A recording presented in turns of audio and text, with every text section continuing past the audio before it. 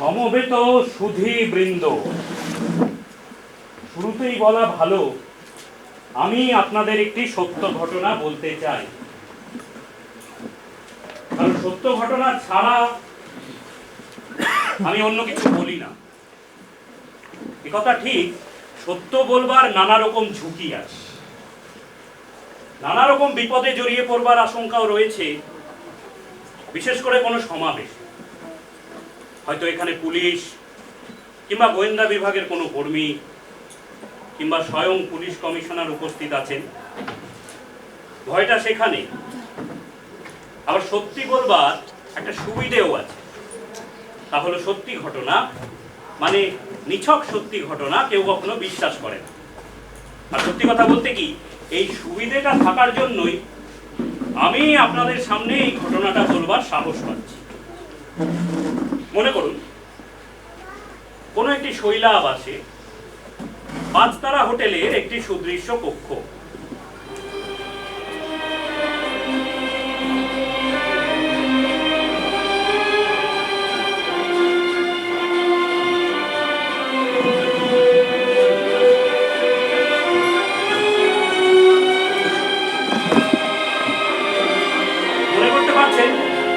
আপনাদের ডান দিকে ভিতরে ঢুকবার দরজা, ভিতরে ঢুকতেই একটা সমান বিলাসবহুল কক্ষ আপনাদের চোখে পড়বে। ওটা প্রাইভেট সেক্রেটারির ঘর, ওখানে অতিথিদের আপ্যায়ন করা হয়। আপনাদের বাম দিকে শোবার ঘর, ঘরের মধ্যে না হাত, ঘরের মধ্যে আর যাবার প্রয়োজন নেই, লজ্জা পাবে। আপাতত এই ঘরটিকে একজন সাহিত্যিকের পড়বার ঘর বলে কল্পনা করুন।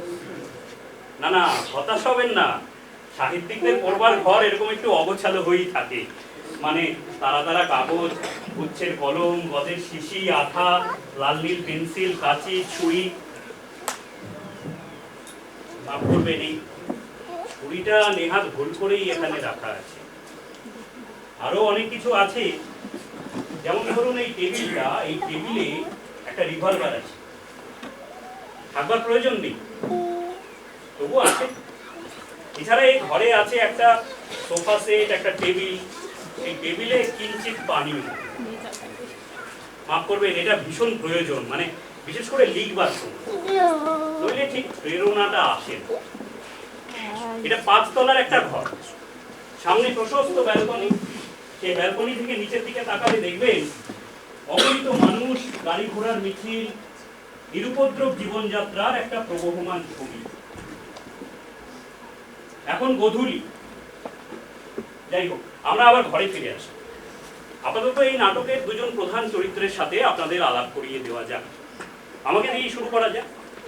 হ্যাঁ, ঠিকই শুনেছেন, আমি এই নাটকের অন্যতম প্রধান চরিত্র। আমার নাম বাণীব্রত, বাণীব্রত দত্ত। এ যুগের অন্যতম শ্রেষ্ঠ সাহিত্যিক। শুধু এদেশেই নয়, বিদেশেও আমার খুব নামডাক। আমার লেখা দেশ বিদেশে যাবতীয় ভাষায় অনুদিত হয়েছে। আমার সাহিত্যের বিষয় অপরাধ তত্ত্ব। একটু হতাশ হলেন বলে মনে হচ্ছে, তাহলে শুনুন, আমার পুরস্কারের তালিকাটা কিন্তু বেশ দীর্ঘ। দেশের যাবতীয় পুরস্কার, মানে একাডেমি, সাহিত্য পুরস্কার, রবীন্দ্র পুরস্কার ইত্যাদি তো আছেই। এছাড়া বিদেশে ম্যাগসেসে, লেনিন, পুলিৎজার, নোবেল। হ্যাঁ, এবছর সাহিত্যে আমি নোবেল পেয়েছি। একটু অবিশ্বাস্য, তাই না? ডিটেকটিভ উপন্যাসে নোবেল। আপনারা হয়তো জানেন না, এবছর থেকে নোবেল কমিটি এই পুরস্কারটি চালু করেছে। যাই হোক, আমার কীর্তিগাথা থাক, এবার আমার চরিত্রের কথা একটু বলি। আমার জীবনটা একেবারে ছন্ন ছাড়া, হতশ্রী এবং ভব। প্রায় বাল্যকাল থেকেই নানা রকমের কেচ্ছা আমার জীবনের সাথে লেপ্টে রয়েছে। আমার সম্পর্কে নানা রকমের কেচ্ছা বাজারে চালু আছে, এবং স্বীকার করা ভালো, সেগুলোর প্রায় সবই সত্যি। আমি চুল আঁচড়াই না, দাড়ি কাটি না, সেটা দেখতেই পাচ্ছি। সব বাদ দিলে আমার চরিত্র সম্পর্কে যেটা বলা যায় তা হলো কিছুটা জন্তু সুলভ। আমি যা চাই যে করে হোক আদায় করে নিই। আমি পার মাতা, আত্মসমালোচনায় আমি যথেষ্ট উদার, কথা আশা করি আপনারা এতক্ষণে বুঝতেই পারছেন। এসব ইচ্ছা কাহিনী বাদ দিলে আমার সম্পর্কে যেটা বলা যায়, আমার পোশাক সম্পর্কে ভীষণ আমি উদাসীন। এই এখন যেমন একটা কোচকানো পায়জামা পাঞ্জাবি, আমার হাতে একটা খালি গ্লাস, এইমাত্র শেষ হলো। আমি আমার শোবার ঘর থেকে আমার পড়বার ঘরে এলাম পানীয়ের জন্য, হঠাৎ দেখি একজন আগন্তুক আমার পড়বার ঘরে ঢুকে পড়েছে। লোকটি খুবই সাধারণ, মধ্যবিত্ত ধরনের মাঝারি চেহারা, কাঁধে একটা ঝোলা ব্যাগ, দেখে মনে হয় কোনো ইন্স্যুরেন্স কোম্পানির এজেন্ট। যাই হোক, আর বর্ণনার প্রয়োজন নেই, লোকটি কথা বলতে শুরু করল। আমি ধন্য ধন্য, আপনার মতো একজন বিশ্ববিখ্যাত সাহিত্যিককে সচক্ষে দেখবার সৌভাগ্য লাভ করে আমি ধন্য। আপনাকে যে কি করে, আপনি আমার পড়বার ঘরে ঢুকলেন কি করে? ওই যে আপনার সেক্রেটারি, উনি আমাকে অনুগ্রহ করে ঢুকতে দিয়েছেন। এর জন্য অবশ্য আমাকে 2.5 ঘন্টা অপেক্ষা করতে হয়েছে। কে আপনি? আগে আমার নাম হালদার, হরিচরণ হালদার। আমি আপনাকে চিনি না, আপনি যান, বেরিয়ে যান।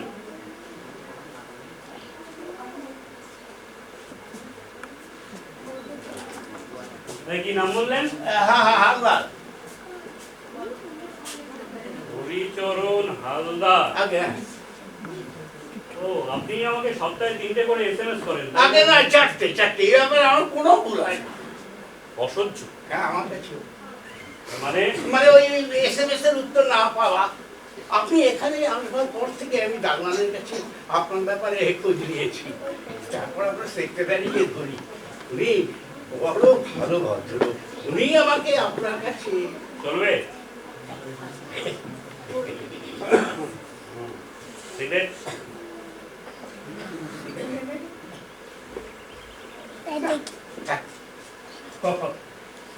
নিরামিষ?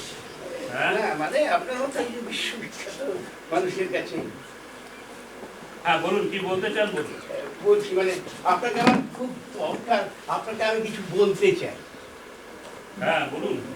বলছি তার আগে আপনার এই লেখার ঘরটা একটু ঘুরে দেখতে পারি? মানে আমার অনেক দিনের ইচ্ছে আর কি, আপনি কি পরিবেশে এমন অমর সাহিত্য সৃষ্টি করে চলেছে দেখব। দেখুন।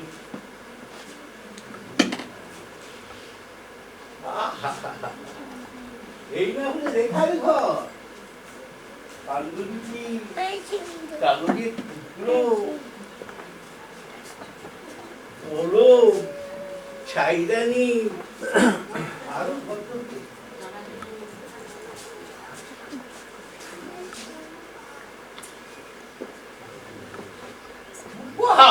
দেখতে পারি? হ্যাঁ দেখুন। স্নেহের বাণীকে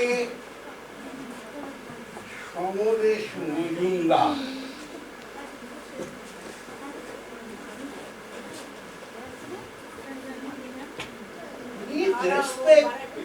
ঝুম্পা লাহিড়ী,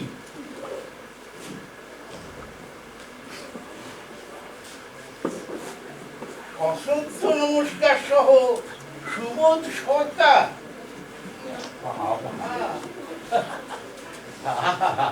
কি পরিবেশ,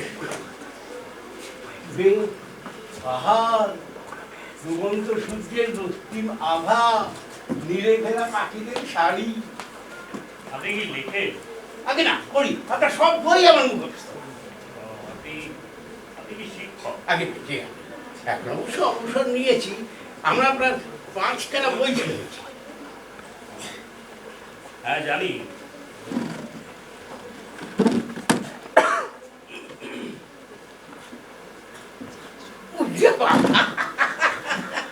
এত এত দামি চেয়ারে বসতে কেমন কষ্ট হয়, সংকোচ হয়। হ্যাঁ প্রচুর দাম। হ্যাঁ, আমাদের কাছে সব স্বপ্ন। এখানে ওই কালীবাড়িতে আছি, একটা ঝুপড়িতে, তাও খরচা নেওয়া কম নয়। তবে ওই দিল্লির থেকে। দিল্লি? হ্যাঁ আমি অবশ্য কিছুদিন দিল্লিতে ছিলাম। হ্যাঁ, আপনি তো ছিলেন তাজমহল হোটেলের 5তলার 4 নম্বর সিটে। এছাড়াও আমাদের অনেকবার দেখা হচ্ছে রাস্তাঘাটে, বিশেষ করে পুরীর সমুদ্র তীরে। আপনি পুরীতে ছিলেন? হ্যাঁ, মানে আমি যখন, হ্যাঁ আপনি যখন ছিলেন, আপনি তো ছিলেন বিএনআর হোটেলের তিনতলা 2 নম্বর সুতে। দেখুন আমার হাতে অনেক কাজ জমা রয়েছে, সুতরাং আপনি সংক্ষেপে বলুন আপনি কি চান। বলছি, আমি একটা বিশেষ উদ্দেশ্য নিয়ে আপনার কাছে এসেছি। আচ্ছা, আপনি কি কোনো আর্থিক সাহায্যের জন্য আমার কাছে এসেছেন? দেখুন, আমার টাকা আছে, তবে এত বেশি নেই যে না, আবার টাকার আমার দরকার ঠিকই, আমি সেই জন্য আসি। আসলে অবসর নেওয়ার পর থেকে আমি ডিটেকটিভের কাজ করেছি। তাই না? আগে তা আপনি কি পুলিশ ডিপার্টমেন্টের সঙ্গে? না, নির্ভেজাল প্রাইভেট এটা অনেক শখ করতে পারেন সেই যুগ। এখন কি হয়েছিল জানেন, আমাদের অফিসে ম্যানেজিং ডিরেক্টরের হীরের আংটিটা চুরি হয়, তার ড্র্যাগ আমার কিন্তু বলেন, তবু আমি ওই গোপনে তদন্ত করতে শুরু করি। তদন্ত করতে করতে জানতে পারলাম যে আমাদের অফিসে চিফ অ্যাকাউন্টে ওই আংটি এত অবিশ্বাস্য, এত অবিশ্বাস্য, আমি একবারে হতভম্ব হয়ে যাই। অনেকদিন চেপে রাখলাম ব্যাপারটা, তারপর একদিন বলে ফেললাম এবং আংটিটা বেরোলো ওই চিফ অ্যাকাউন্টেন্টের ড্রয়ার থেকে। বেচারা চাকরি গেল। আমার অবশ্য প্রমোশন হলো। বাহ বাহ, তা আপনার এই নেশার প্রেরণা? আগে আপনার বই, আমার বই? হ্যাঁ, আপনার এই বইগুলো থেকে আমি প্রেরণা পেয়েছি। অসাধারণ, অপূর্ব। প্রত্যেকটি উপন্যাসে নতুন নতুন চমক, নতুন নতুন অপরাধ। আপনাকে যে আমি কি বলে, পুলিশ কমিশনার আমার বিশেষ বন্ধু, আমি তাকে আপনার কথা বলবো। আমি নিশ্চয়ই আপনাকে। আচ্ছা, ভালো কথা, আপনি অপরাধ বিজ্ঞানের কোন শাখার উপর গবেষণা করছেন? মানে খুন, মাদকদ্রব্য, শিশু অপরাধ? আপনি কি আমার সঙ্গে রসিকতা করছেন? দেখুন আমার সময় কম, আপনি আপনি আসুন। আপনি আবার আমাকে ভুল বুঝছেন। আমি অপরাধ তত্ত্বের আলোকে আপনার উপন্যাসগুলোতে অপরাধ তো আমার লেখা ধর্মীয়, সামাজিক, অর্থনৈতিক, এমনকি মার্ক্সীয় তত্ত্বের ভিত্তিতে আলোচিত হয়েছে, কিন্তু অপরাধ তত্ত্বের আলোকে আমার লেখা আজ পর্যন্ত কেউ বিশ্লেষণ করেনি। সেইগুলো আমি কাঁধে তুলে নিয়েছি। আমি আমার নিজস্ব তত্ত্বের ভিত্তিতে আপনার উপন্যাসগুলোকে বিশ্লেষণ করেছি, আলোচনা করেছি। তত্ত্বটা হচ্ছে, আপনার উপন্যাসে যেসব ঘটনা বর্ণনা আছে তা বাস্তবে সত্যি সত্যি ঘটেছে, কারণ বাস্তব নিরপেক্ষ কোনো চিন্তার অস্তিত্ব আমি স্বীকার করি না। বেশ যুক্তিপূর্ণ। এবং এই যুক্তি অনুযায়ী আমি বাস্তব ঘটনার পরিপ্রেক্ষিতে আপনার উপন্যাসগুলোকে আলোচনা করেছি। মানে আপনি কি বলতে চান যে বাস্তব ঘটনার সঙ্গে আমার উপন্যাসের সম্পর্ক রয়েছে? ঠিক ধরেছে। আপনি একজন স্বনামধন্য লেখক কি নন, আপনি একজন প্রসিদ্ধ ব্যক্তি। আপনার ব্যক্তিগত জীবন মানে কাগজপত্র থেকে যা জানা যায় তা অত্যন্ত ঘটনাবহুল এবং বিচিত্র। আপনার বিবাহ বিচ্ছেদ, শিকারের নেশা, নারী এবং মদ্যপানে আসক্তি সর্বজনবিদিত। সাহিত্যের দৃশ্য বর্ণনায় আপনার শ্রেষ্ঠত্ব অংশীদার। দেখুন, আমি খুনের মহত্ব বর্ণনার চেষ্টা করি না, আমি মানুষের চরিত্রকে একটা সামগ্রিক দৃষ্টিভঙ্গি থেকে বিশ্লেষণ করি, এবং এই সামগ্রিকতার বিচারে এই সত্যই প্রকাশিত হয় যে মানুষ কখনো কখনো খুন করতে পারে। একজন গোয়েন্দা হিসেবে আপনি করতে চাইছে, যার চেয়ে আপনি কি করেছেন সেটাই আমার বেশি ভালো। পৃথিবীর সব মানুষের কাছে খুন ভয়াবহ, কিন্তু আপনার লেখাগুলো সেটা একটা মহৎ সৌন্দর্যে উদ্ভাসিত। হ্যাঁ, সেই জন্যই তো আমি এত জনপ্রিয়। তাই নয়, আপনার উপন্যাসের প্রত্যেকটা খুন প্রকৃতপক্ষে ওই পাঠকের কাছে যে খুনি সেটা পাঠকের কাছে অজ্ঞাত থাকে। হ্যাঁ, এটা আপনি ঠিকই বলছেন। শুধু তাই নয়, আপনার এই নায়করা, খুনিরা কোনো উদ্দেশ্য সিদ্ধির জন্য খুন করে না, তারা খুন করে মানসিক শান্তি।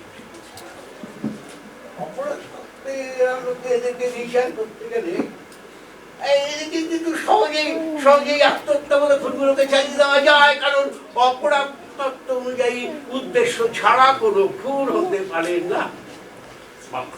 বাহ, আপনার যুক্তি অকাট। অনেক ভেবে চিনতে আমি এই সিদ্ধান্ত এসেছি। এই জন্য আমি কাজ করবো না আপনাদেরকে। আপনার উপন্যাসে এইসব জায়গার কথা লেখা আছে, সেখানে যেতে হয়েছে, ঘোরাঘুরি করতে হয়েছে। যেমন ধরুন দিগন্ত সীমা। হ্যাঁ, আমার প্রথম উপন্যাস। হ্যাঁ, আজ থেকে 18 বছর আগে এই উপন্যাসটি প্রকাশিত হয়। বর্তমানে 21তম সংস্করণ দিতে হচ্ছে। আপনার তো দেখছি সব মুখস্থ। আমার নিজের প্রয়োজনে মুখস্থ রাখতে হয়। হ্যাঁ, এটার উপর একটা ফিল্ম হবে। হ্যাঁ, আমি দেখেছি, অসাধারণ। এই উপন্যাসের নায়ক আমেরিকা প্রবাসী একজন ব্যবসায়ী। ঝাঁকড়া চুল, সুগঠিত দেহ, মুখে দাড়ি। সেই পাকে চক্রে এক বোম্বের প্রধান জজ সাহেবের তরুণী পত্নীর প্রেমে পড়ে। মহিলাটি নায়কের অদ্ভুত আকর্ষণ অনুভব করে। স্বামীর অজ্ঞাতসারে সে প্রায় মিলিত হয়। তারপর একদিন তারা দুজনে বোম্বে ছেড়ে নিরুদ্দেশ হয়। ওঠে সে কেরলের একটা হোটেল। সেখানে এক ঝড়ের রাতে মেয়েটিকে বিষ খাওয়ানোর পরে সে নিশ্চিন্ত একটা সিগারেট। তার আগে তাকে বোঝায় যে প্রেমের সার্থকতা মিলনে নয়, মৃত্যুতে। যাই হোক, তারপর সেখান থেকে সে চলে যায়, একটা চার্চে আশ্রয় নেয়। চার্চের নেটিভ ফাদার তখন তহবিলের হিসেব মেলাতে ব্যস্ত। সে যাবতীয় টাকা পয়সা কেড়ে নিয়ে তার হাত পা বেঁধে কোথায় চলে যায় কেউ জানে না। আশ্চর্য স্মরণ শক্তি। আচ্ছা, আপনি কি? হ্যাঁ, ঠিক ধরেছেন। আমি বোম্বেতে গিয়েছিলাম। পরের দিন খবরের কাগজে এই ঘটনা প্রকাশিত হয়। আমি বোম্বেতে যাওয়ার পরে এই জজ সাহেবের খোঁজ করি, কিন্তু তখন তিনি রিটায়ার করছেন, তার প্রদেশ কেউ দিতে পারে। তবে তার দু একজন সহকর্মীর কাছ থেকে আমি এই সত্যতা জানি। তারপর আমি চলে যাই কেরলে।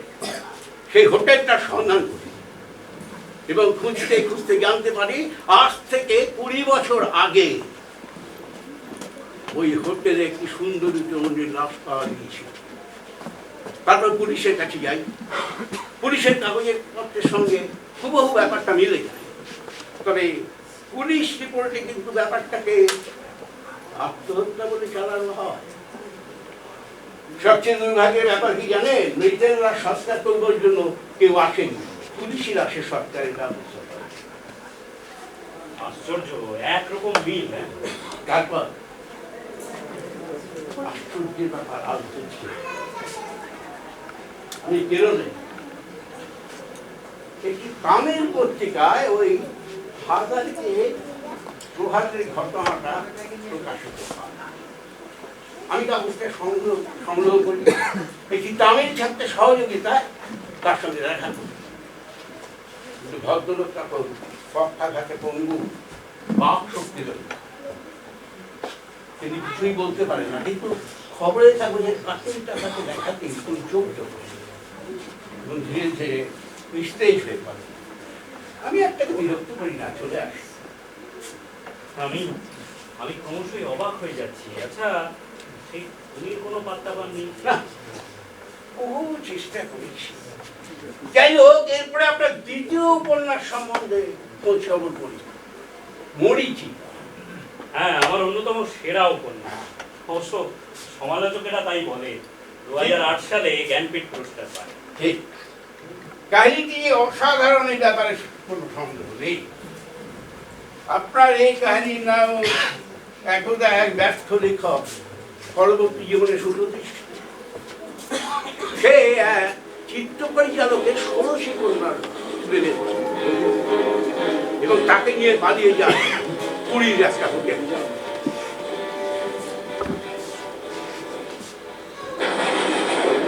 ঝড় জলের রাতে তাকে ধর্ষণ করে হত্যা করে। ব্যাপারটা ব্যাপারটা বিভৎস, কিন্তু আপনার লেখার মনে এটাকে বিভৎস বলে মনে হয় না, বরং কেমন যেন ওই রাতের প্রতি একটা সহানুভূতি। যাই হোক, এখানেও পুলিশের তদন্ত চলে যথারীতি, কিন্তু পুলিশ নায়ককে সন্দেহ করতে পারে না। পরের দিন নায়ক নিজের শ্মশানযাত্রী হয় এবং ভারাক্রান্ত হৃদয়ে জাপানে যায় এশীয় সাহিত্য সম্মেলনে যোগ দেওয়ার জন্য। আশ্চর্য বুদ্ধিমত্তা, প্রশংসা না করে পারা যায় না। এবং একই সঙ্গে আপনার স্মৃতিশক্তিরও প্রশংসা না করে পারা যায় না। আজ থেকে 15 বছর আগে পুরীর সৈকতাবাসে কিন্তু সত্যি সত্যি একটি সুন্দরী তরুণীর লাশ পাওয়া গিয়েছিল। তাই না? খুনির কি হয়? এসে জানা পুলিশ বহু চেষ্টা করেছে। আসলে আসলে খুনিকে আবিষ্কার করার মতো কোনো সূত্রই পুলিশের কাছে ছিল না। আপনি খুঁজে কোনো সূত্র বার করতে পারলেন না? আমি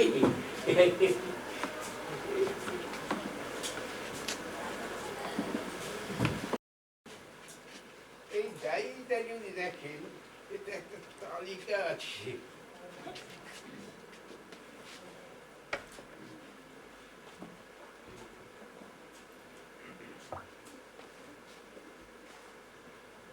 এখানে দেখছি 22 জন মানুষের নাম লেখা রয়েছে। আপনার উপন্যাসের সংখ্যাও কিন্তু 22। এখানে যাদের নাম লেখা রয়েছে তারা কি সবাই মৃত? হ্যাঁ, কেউ দুর্ঘটনায় মারা গেছে, কেউ আত্মহত্যা করেছে, অবশ্যই ষোড়শী তরুণীটি ছাড়া ওকে কিন্তু সত্যি সত্যি খুন করা হয়। আচ্ছা, এখানে তামিল চিত্রতারকা সূর্যকুমারীর নামের পাশে একটি জিজ্ঞাসা চিহ্ন রয়েছে। হ্যাঁ, ওটা হচ্ছে কালরাত্রি উপন্যাসের নায়িকা। এই উপন্যাসে মেয়েটিকে শ্বাসরোধ করে হত্যা করা হয়, কিন্তু আসল ঘটনা হচ্ছে সূর্যকুমারী পরে স্বাভাবিক কারণে মারা যায়। বাহ বাহ, চমৎকার, খুব দরকারি তালিকা এটা। হ্যাঁ আপনার গবেষণায় কাজে আসবে।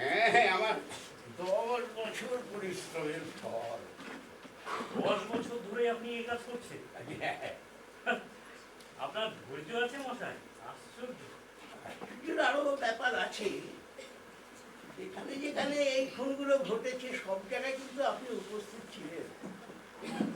আপনি সত্যি বলছেন? হ্যাঁ, জজ সাহেবের স্ত্রী মরবার সময় আপনি ছিলেন কেরলে প্রাণাহুতি। ষোড়শী তরুণীটি খুন হবার সময় আপনি ছিলেন পুরীতে বিএনআর হোটেলের 3 তলা 2 নম্বর ফ্লোরে। এবং আরো যেমন স্ত্রী খুন হয়েছে, তারা যখন যেখানে খুন হয়েছে সব জায়গায় আপনি উপস্থিত ছিলেন। আপনি শ্রীনগরে ছিলেন, ব্যাঙ্গালোর ছিলেন, দিল্লি, সুরাট, বোম্বে, দেরাদুন। অর্থাৎ আপনি বলতে চান দুর্ঘটনার সময় আমি এইসব জায়গায় উপস্থিত ছিলাম? ঠিক। আপনি কি করে জানবেন? কারণ আমিও সব জায়গায় আপনার সঙ্গে ছিলাম।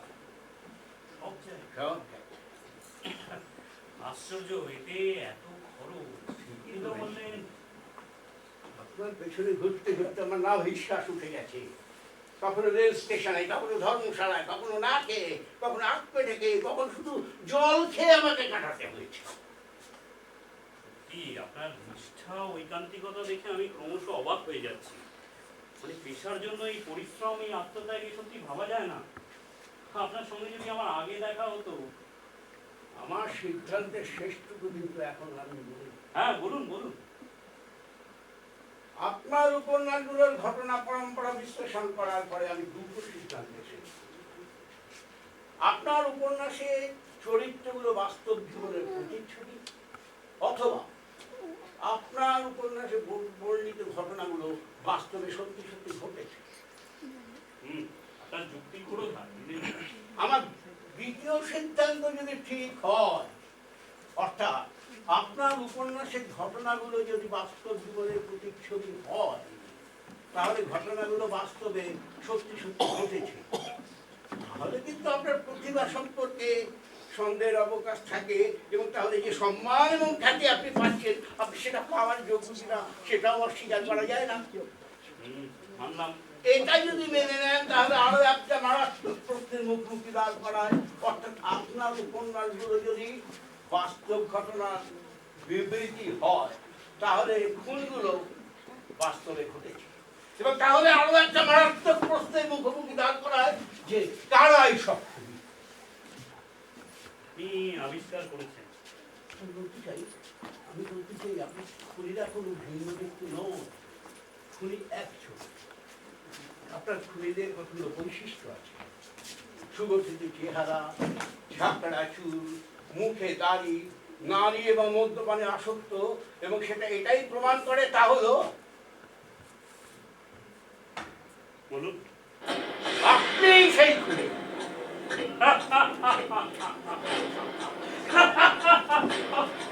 অর্থাৎ আপনি বলতে চান যে আমি বারবার না, 21 বার 22 বার না, সূর্যকুমারী স্বাভাবিক কারণে মারা গেছিল, সেখানে আপনার কিছু করার ছিল না। অর্থাৎ আপনি বলতে চাইছেন যে আমি 21 জন মানুষকে খুন করেছি। ঠিক এই মুহূর্তে আমি একজন শ্রেষ্ঠ লেখক এবং খুনির সামনে দাঁড়িয়ে আছি।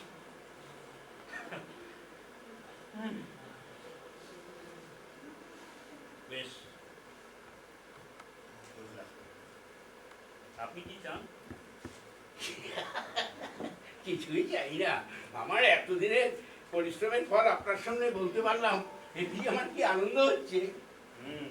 আমি বুঝতে পারছি। হ্যাঁ, এবং আপনি অত্যন্ত শান্ত এবং সহজে মেনে নিয়েছেন। আমি ভেবেছিলাম আপনি হয়তো ছোটে উঠবে, কিন্তু এখন দেখছি আপনি সত্যি ভদ্রলোক।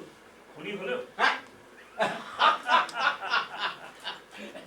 আমার মনে হয় আমরা একটু মন করে কথা বলতে পারি। হ্যাঁ, নিশ্চয়ই নিশ্চয়ই। দেখুন, গত 10 বছর ধরে আপনাকে দেখছি, কি অসাধারণ বুদ্ধি আপনার, কত সতর্কতার সঙ্গে মানুষ বাছাই করেছেন, তাদেরকে নিপুণ শিল্পীর মতো হত্যা করেছেন, হত্যার পরে কি নিরুদ্বেগ জীবন কাটিয়েছেন। সত্যি ঈশ্বরের মতোই আপনার নিরাশ হচ্ছে। তার মানে আপনি আমার প্রশংসা করছেন? হ্যাঁ, লেখক হিসেবে না? উভয় প্র্যাকটিক্যালি আপনাকে খুনি হিসেবে আবিষ্কার করার পরে আপনার লেখার প্রতি আমার শ্রদ্ধা আরো বেড়ে যায়। খুন যে এরকম নিখুঁত হতে পারে তা আপনি দেখিয়েছেন, এবং আপনার প্রতি আমার শ্রদ্ধা বেড়ে গেছে, এবং সেই শ্রদ্ধার নিদর্শন হিসেবে আমি আমার জীবনের সমস্ত পুঁজি আপনাকে উৎসর্গ করতে চাই। ঠিক বুঝলাম না। মানে আপনাকে খুনি হিসেবে হ্যাঁ। আবিষ্কার করার পর হ্যাঁ। যে সম্মান এবং খ্যাতি আমার প্রাপ্য, সেটা আমি ত্যাগ করতে প্রস্তুত। অর্থাৎ আপনি আমাকে ধরিয়ে দেবেন না? না, বিনিময়ে আপনি কি চান? সামান্য একটু উপকার। দেখুন, সারা জীবনে যা জমিয়েছিলাম তার প্রায় সবটাই আপনার পেছনে ঘুরতে ঘুরতে নিঃশেষ হয়ে গেছে। বাকি আছে পেনশনের কটা টাকা, তাতে প্র্যাকটিক্যালি মূল হাতে জোগাড় করে মুশকিল। তাই বলছিলাম, আমার ফিজটা যদি আপনি আমাকে দেন, আমি সব হিসেব রেখে রেখেছি, 1 পয়সাও বাড়তি চাই না। তার মানে আপনি বলতে চেয়েছেন ভেবে দেখুন, আমি যে সম্মান হ্যাঁ। এবং খ্যাতি ত্যাগ করছি, সেই তুলনায় আপনাকে কিন্তু খুব সামান্যই ত্যাগ করতে হচ্ছে। বুঝলাম। মিস্টার মিস্টার হালদার, আমি আপনাকে কয়েকটি কথা খুব খোলাখুলি হ্যাঁ, লেনদেনের কথাবার্তাগুলো একটু খোলাখুলি হওয়াই ভালো। বেশ, দেখুন, আপনি যে এ যুগের অন্যতম শ্রেষ্ঠ ডিটেকটিভ, এ ব্যাপারে আমি নিঃসন্দেহ। অপরাধ বিজ্ঞানে আপনার গভীর জ্ঞান এবং আপনার প্রখর বাস্তব বুদ্ধির আমি প্রশংসা। আমি জানি আপনাকে ঠকাতে যাওয়া বৃথা, তাই আমি আমার সমস্ত অপরাধ, সমস্ত কিছু স্বীকার করছি। মানে আপনি সবকিছু স্বীকার করছেন? হ্যাঁ সেই জজ সাহেবের স্ত্রী, হ্যাঁ পুলিশ সৈকত আবাসী খুন, হ্যাঁ এবং আরো 19টি খুন। হ্যাঁ হ্যাঁ আরে বাবা, সত্যি সত্যি আজ আমার আনন্দের দিন। হ্যাঁ, ঠিকই বলেছে। আজ আপনার জীবনের অন্যতম শ্রেষ্ঠ দিন। আচ্ছা, একটা কথা জিজ্ঞেস করবো?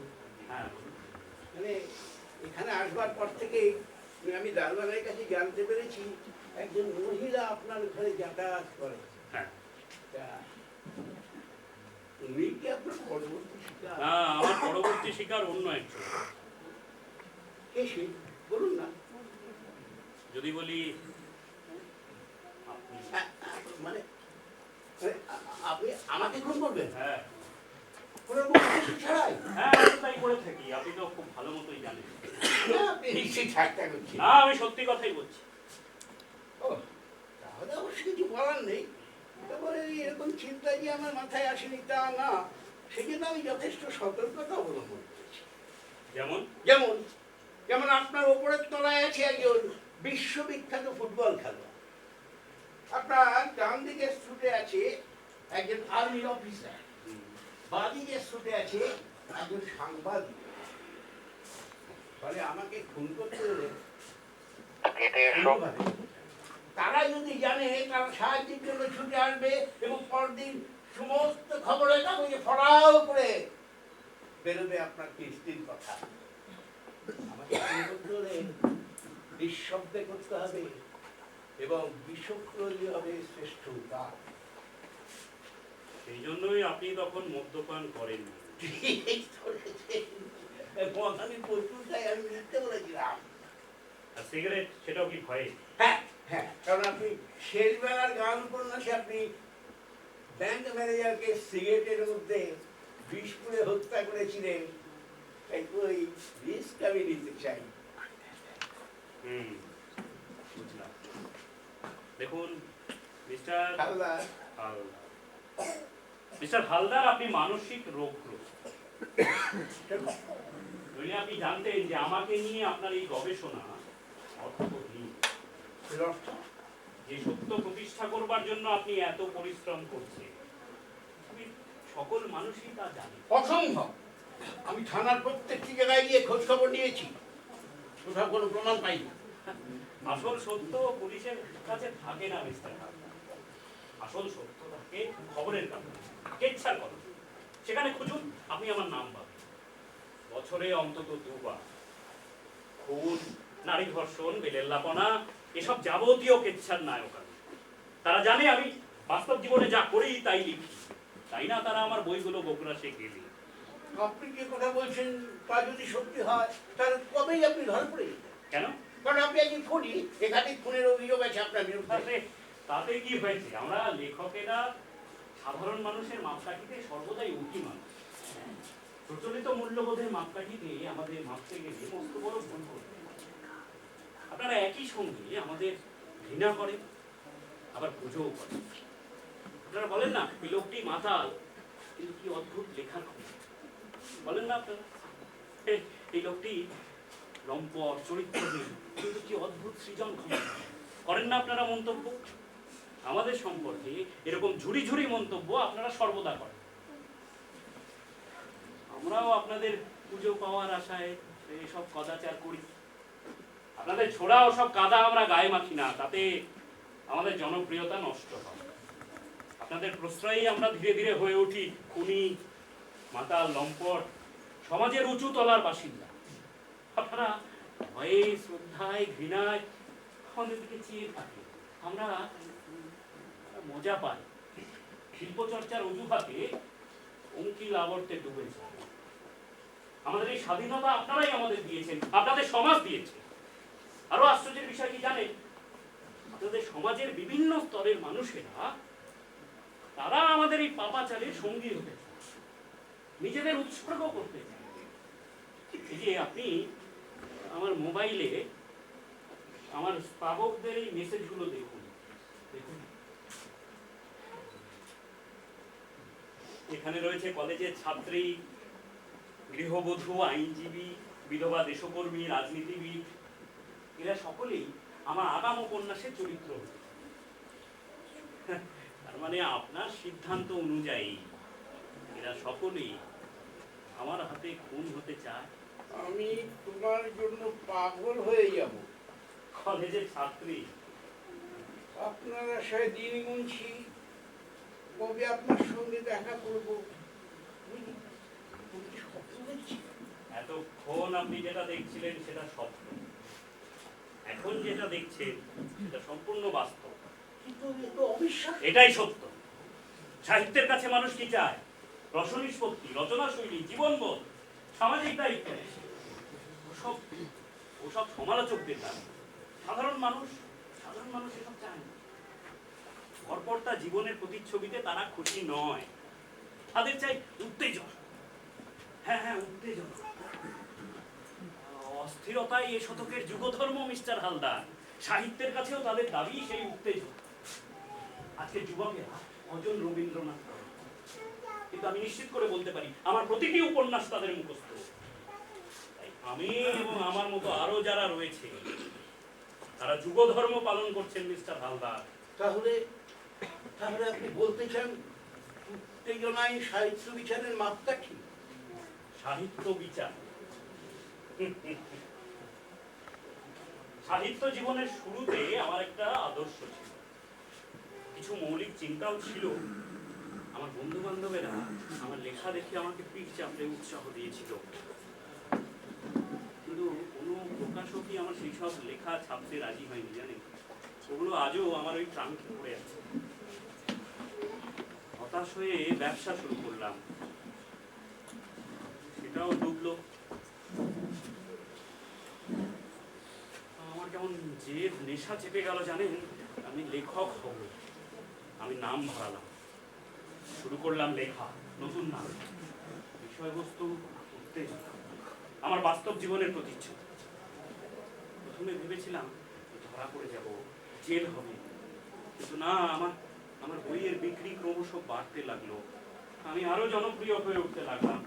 আরো আশ্চর্যের বিষয় কি জানে, ওই যে জজ সাহেব যার স্ত্রী আমার উপন্যাসের নায়িকা, কিন্তু প্রথম এসে আমাকে অভিনন্দন জানালেন এবং আমার উপন্যাসের দ্বিতীয় সংস্করণ ছাপাবার যাবতীয় খরচা তিনি আমার হাতে তুলে দিলেন। আমার কেমন একটা নেশা চেপে গেল জানেন। শুরু করলাম আমার দ্বিতীয় উপন্যাস। আপনার দ্বিতীয় খুনের প্রস্তুতি? ঠিক তাই। তখন আমি বুঝে গেছি মানুষ আমার কাছে কি চায়। আমি একটার পর একটা উপন্যাস লিখে যেতে শুরু করলাম, মানুষ সেগুলো গোগ্রাসে কিনতে লাগলো। আমি জানি আমার লেখার কোনো সাহিত্য মূল্য নেই। আজ পর্যন্ত আমি যা লিখেছি আমার জীবনই বিবৃতি করে গেছি, এর প্রতিটি অক্ষর সত্য। কারণ সত্য ঘটনা ছাড়া আমি অন্য কিছু লিখি না। এই জন্য আপনাকে কখনো বিপদে পড়তে হয়নি? বহুবার বহুবার বহু বুদ্ধিজীবী আমার পেছনে লেগেছে, আমার বিরুদ্ধে আদালতে মামলা হয়েছে, কিন্তু প্রখ্যাত আইনজীবী, পুলিশ কমিশনার, এমনকি মন্ত্রী আমলা পর্যন্ত ছুটে এসেছে আমাকে সাহায্য করবার জন্য। মামলা দেখেনি, উল্টে মিথ্যে মামলা দায়ের করার অপরাধে তাদের জরিমানা হয়েছে। তারা আমার কাছে ক্ষমা প্রার্থনা করে। আমার বই নিষিদ্ধ হয়েছে, কিন্তু জনতার দাবিতে সেই নিষেধাজ্ঞা প্রত্যাহার হয়েছে। আমি আরো জনপ্রিয় হয়ে উঠেছি। আপনি আজকে এসেছেন আমাকে খুবই বলে প্রমাণ করেছেন। আমার পেছনে যেই লাগতে এসেছে সেই লাইট গুটিয়ে গর্তে ঢুকে গেছে। আপনি এসেছেন, 10 বছর অক্লান্ত পরিশ্রম করেছেন, জীবনের সঞ্চয় ব্যয় করেছেন এমন একটি সত্য প্রতিষ্ঠার জন্য যা সর্বজন বিদিত, কিন্তু প্রচলিত আইনের নাগালের বাইরে।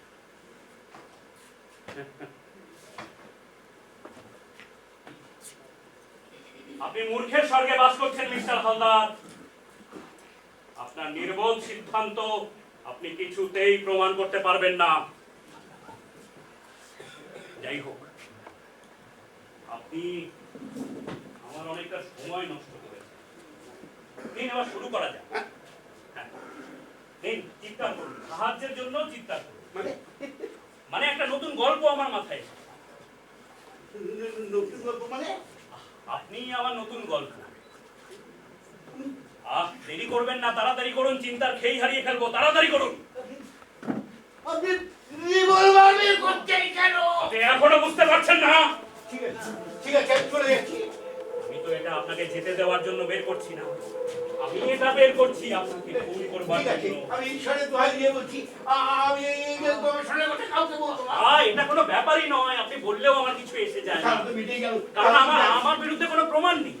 মিটেই গেল, তাহলে আমি যাই। আপনি তো জানেন আমি যা দেখি তাই লিখি, এবং সত্য ঘটনা ছাড়া আমি অন্য কিছু লিখি না। আমার কোনো মৌলিক চিন্তা নেই। আপনি আমাকে একটা নতুন গল্প উপহার দিয়েছেন, আপনি কি বলছেন? সুতরাং এখন আপনাকে মরতে হবে। আমি আপনাকে জীবন্ত করে রাখবো, আমার কলমের ছোঁয়ায় আমি পাঠকের কাছে আপনাকে জীবন্ত করে তুলব। আর ভীত শশকের মতো কাঁপছে, ভয়ে আপনার চোখ দুটো ঠিকরে বেরিয়ে আসছে, আসন্ন মৃত্যুর আশঙ্কায় আপনার মুখ নীল, আপনি ঘামছেন, আপনার বিস্তৃত ঠোঁট দিয়ে মুখগহ্বর দেখা যাচ্ছে। এমনি ভীত বিহবল চেহারা, সামনে ব্যালকনি, দরজা দুটো বন্ধ, দিগন্ত অন্ধকারকে গ্রাস করেছে। আমি আপনার সামনে দাঁড়িয়ে, হাতে রিভলভার। আমি সাহিত্যিক, আমার লেখা চাই, আমার টাকা চাই। আপনাকে নিয়ে আমার এই গল্পটা হবে ভীষণ অভিনব, প্রিয় হবে প্রচুর। আপনি আমার 22 নম্বর শিক্ষা। শিল্পীদের নিরাসক্ত হতে হয়, নইলে সৃষ্টি করা যায় না। তাড়াতাড়ি করুন, দেরি করবেন না, তাড়াতাড়ি করুন, তাড়াতাড়ি করুন।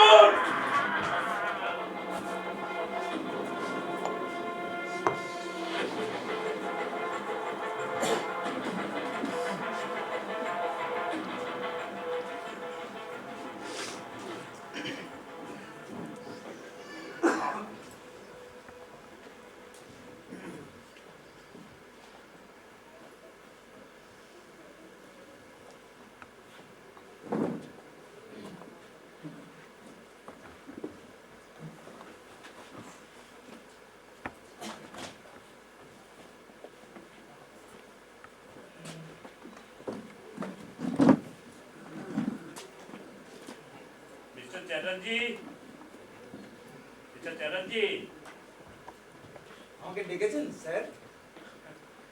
আপনি কাকে পাঠিয়েছিলেন? হ্যাঁ, যত সব পাগল। না মানে?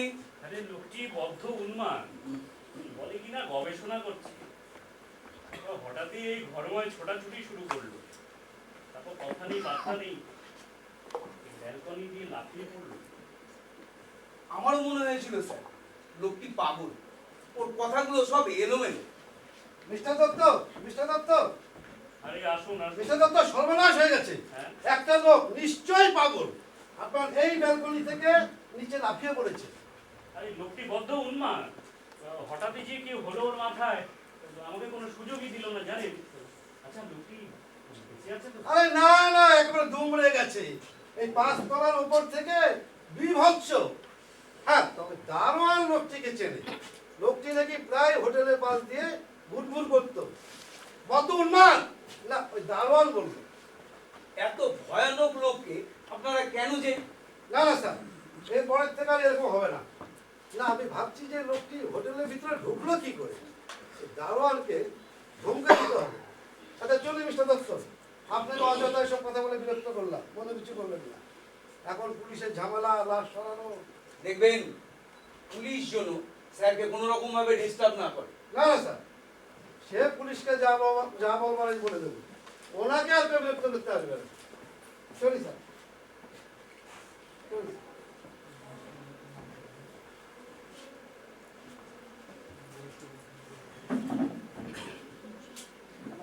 মিস্টার চ্যাটার্জি, স্যার কাগজ কলম নিয়ে ওই টেবিলে বসা। নতুন লেখা স্যার? হ্যাঁ, একটা নতুন চিন্তা মাথায় কিলবিল করছে। এই ব্যাগটা আমার শোবার ঘরে রেখে আসবে। একটা গবেষণা করেই মরল। দেখি যদি ওর ব্যাগে সত্যি কিছু পায়। বসুন।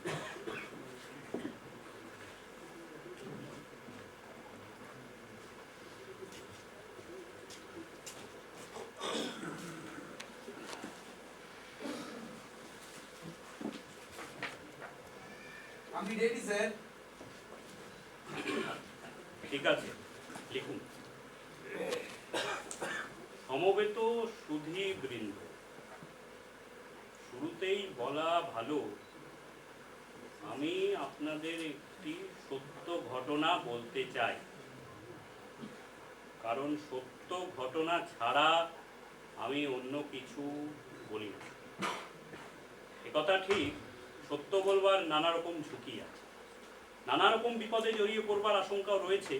বিশেষ করে কোনো সমাবেশ, হয়তো এখানে পুলিশ কিংবা গোয়েন্দা বিভাগের কোনো কর্মী কিংবা স্বয়ং পুলিশ কমিশনার উপস্থিত রয়েছেন, ভয়টা সেখানে। আর সত্যি বলবার একটা সুবিধেও আছে, তা হলো সত্য ঘটনা মানে নিছক সত্য ঘটনা কেউ কখনো বিশ্বাস করে না। আর সত্যি কথা বলতে কি, এই সুবিধেটা থাকার জন্যই আমি আপনাদের সামনে এই ঘটনাটা বলবার সাহস পাচ্ছি। মনে করুন, কোনো একটি শৈলাবাসে 5 তারা হোটেলের একটি সুদৃশ্য কক্ষ।